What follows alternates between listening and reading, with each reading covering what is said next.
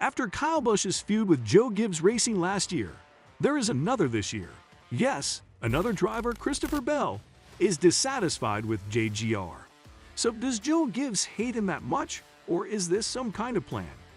So Nascarians, don't go anywhere, as we have more to discuss on the updates today. But before we begin, do subscribe to our channel and hit the like button.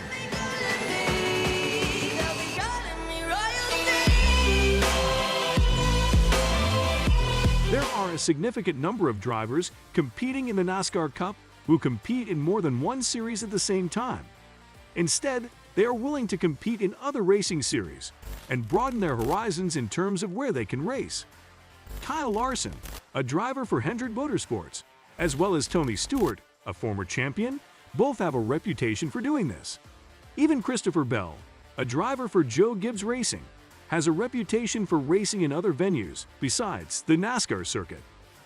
Regrettably, it appears as though he will soon have to cut back on his participation in extracurricular activities.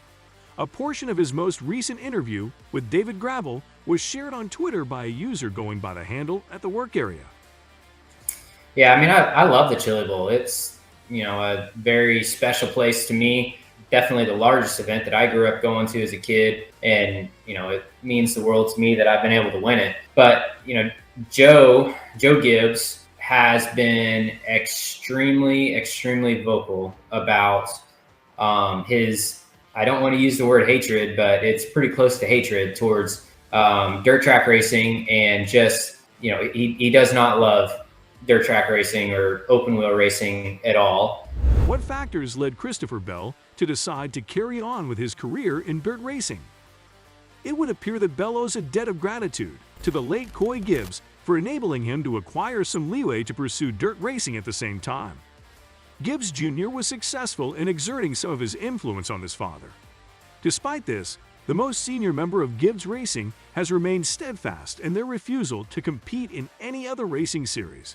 And before me and Coy had a great relationship, Coy Gibbs, and I would always funnel my dirt track stuff through Coy, and Coy would, he loved it. He thought it was really good for me to do. And, he would kind of tell his dad that, that we talked about it, and he thought that it was fine for me to go do. So obviously Coy passed away in November, and I kind of lost that, that connection. And Joe was very vocal about me not dirt track racing. So for the time being, I'm not going to be dirt track racing. And It is easy to understand where Joe Gibbs is coming from, given the fact that there is a possibility of a driver being hurt.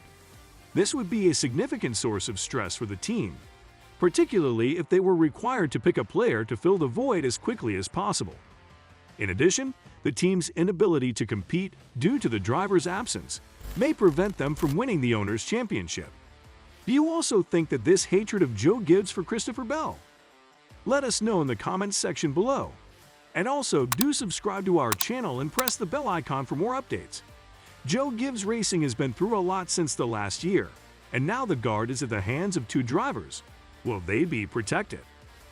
Joe Gibbs has relied heavily throughout the years on his seasoned drivers, but the fate of his business rests in the hands of his two upcoming stars in the driving world.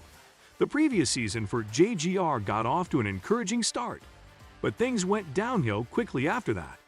It came to a tragic conclusion when Joe Gibbs' son Coy was killed the night before the series finale. This was the worst conceivable way for it to finish. They are going into this season with 3 of the same 4 drivers, but overall they have a more well-balanced roster. As a result of the fact that each driver believes that they have something to demonstrate in 2023, there will be a lot of motivation pouring throughout their facility. It all starts with the 2 seasoned drivers for the organization, both of whom were highly angry with how the previous season came to a close. The race got off to a good start for Denny Hamlin, but after a couple of on-track collisions with Ross Chastain, he began to experience some difficulties along the way. Hamlin always seemed to be on the receiving end of those two getting together, and the battle between those two was quickly making headlines. However, despite the driver of the number 11 Toyota's assurances that he would exact his vengeance when the time was right, this plan was never carried out. when Chastain made his famous slingshot pass on the final lap of the cutoff race at Martinsville. It was like pouring salt in an open wound for Hamlin. Hamlin was eliminated in the final round of the playoffs, and it happened at Martinsville. Another season went down the drain for Hamlin, who is now entering his 19th season and has yet to win the Cup championship in his career despite entering the sport 19 years ago. Martin Truex Jr. wished more than anything that he could have been in Hamlin's position. The driver who won the championship in 2017 did not win a single race during the previous season, despite being considered one of the best in the field. The 42-year-old finished fourth in the standings during the regular season, but he was eliminated from postseason contention by a mere 3 points. Two up-and-coming stars are eager to gain experience and develop their skills under the direction of two seasoned veterans. The previous year, Christopher Bell had a breakthrough season, one in which he competed for all the way to the championship race in Phoenix. He accomplished this feat in a remarkable manner by triumphing in 2 elimination bouts, both of which were considered must-win scenarios.